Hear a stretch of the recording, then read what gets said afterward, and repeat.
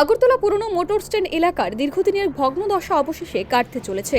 বহুদিন ধরে সংস্কারের অজুহাতে একপাশে রাস্তা যান চলাচলের জন্য বন্ধ রাখা হলেও রবিবার মেয়র দীপক মজুমদার এবং স্মার্ট সিটি প্রকল্পের সিইও শৈলেশ কুমার যাদব সরজমিনে কাজের অগ্রগতি পরিদর্শন করেন।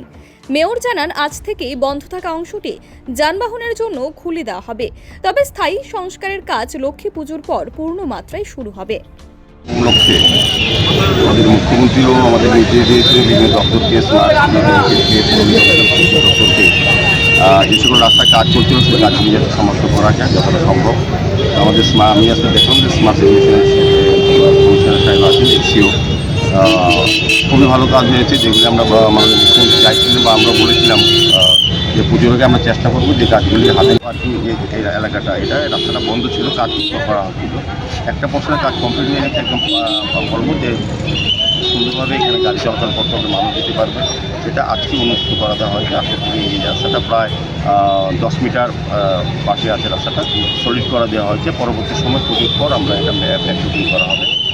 ওই রাস্তাটা মেরামত করা হচ্ছে, দুটো রাস্তা ব্যবহার করা যাবে, এটা পাশাপাশি হবে। আজকে এটা বন্ধ ছিল কিন্তু তাদের জন্য আজকে এটা ভিজিট করা এবং আগরতলা শহরের প্রতিটি রাস্তা যেখানে যেটা স্মার্ট সিটি লিমিটেড করার কথা, যেটা প্রকল্পের করার কথা, নবান্নের কথা, পূর্ণিমের করার কথা, বিভিন্ন ওয়ার্ডের কাজগুলি আমরা কিন্তু বৃষ্টির মধ্যে প্রাকৃতিক দুর্যোগের মধ্যেও চেষ্টা করা হচ্ছে যাতে সবগুলি কাজ ছাড়াই করা যাবে। সেভাবে দ্রুত কাজ করতে আসছি। এখান থেকে আমি খুবই খুশি। আমি ধন্যবাদ জানাই সিও সাহেবকে যে উনি কথা রেখেছেন যে পুজোর আগে উনি আগরতলা শহরে যে কাজগুলি হাতে নিয়েছিলেন সেগুলি যতটা সম্ভব তৈরি করে দেবেন যাতে মানুষ চলাচল করতে পারে।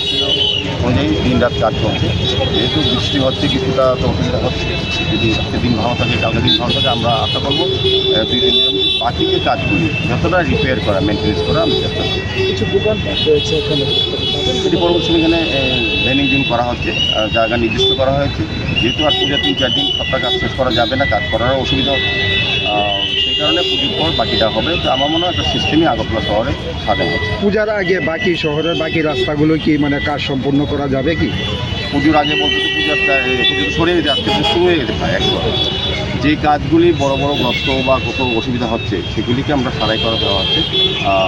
এখন তো আইতে হলো আপনার ব্ল্যাকটোবিং বা কার্পেটিং করতে পারবেন না বৃষ্টির জন্য, কিন্তু আমরা যাতে মানুষ চলাচল করতে পারে, গাড়ি চলাচল করতে পারে, পুজো দেখতে কোনো অসুবিধা নয়, সেদিকে আমাদের সমস্ত রাজ্য সরকারের মুখ্যমন্ত্রীর নির্দেশে আমরা সমস্ত দপ্তর কাজ করছি।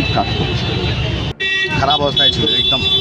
তো আমরা যেটা উদ্দেশ্য করেছিলাম যে 3 তারিখ থেকে 10 তারিখ একটা রাস্তা করবো আর 10 তারিখ থেকে 20 তারিখ সেকেন্ডটা করবো, কিন্তু রোজ দিন বৃষ্টি হয়েছে, ওই জন্য একটাই করতে পেরেছি আমরা। এদিকে রাস্তা আজ থেকে ওপেন করছি আমরা। এটা WMM ওয়াটার মিক্স ম্যাকডাম যেটা বলা যায় WMM পর্যন্ত করা হয়েছে। এর উপরে কতগুলো ভারী ডাম্পার গাড়ি সমস্ত এখন চলাচল করতে পারে। যেটা ব্ল্যাক টপ হইব এটা আমরা লক্ষ্মী পূজার পরে করবো। ও সাইডের রাস্তা যেটা আছে এটা রিপেয়ার করা হবে। বাকি সমস্ত যেটা আমরা রোড ধরেছিলাম 23 কিলোমিটার রোড এবং 46 কিলোমিটার ট্রেন দুনো দিকে, ট্রেনের কাজ এখন মোটামুটি শেষ হয়েছে। কিছু কিছু জায়গায় টপ লেভেল বাকি আছে, ওটা আজকে করে আমরা বাকি ড্রেন ও রোড মধ্যে যে কাঁদা মাটি যতগুলি আছে এটা সমস্তগুলি মোটামুটি ক্লিন হয়েছে। কিছু কিছু জায়গায় বাকি আছে, অভয়নগর রোডে কিছু বাকি আছে, আজকে আমি দেখবো ওটা ক্লিন করে, ওটাকে রোলার দিয়ে কম্প্যাক্ট করে, সো দ্যাট পূজার সময় যখন লোক চলাচল করে ওটাকে কোনো জায়গায় কেউ কিছু অসুবিধা হয় না, এরকম করে আমরা দিব। আর মোটামুটি আমি বলবো 90% আজকে পর্যন্ত সম্পন্ন করা হয়েছে। কোনো জায়গায় নতুন করা হচ্ছে না, যেখানে যেখানে ছিল কাজ শেষ করে ওটা ফিনিশিং করে স্মুথ চলাচল করার জন্য এটা করে আমরা দিয়ে দেবো Agartala smart city. Bureau report, PV north east.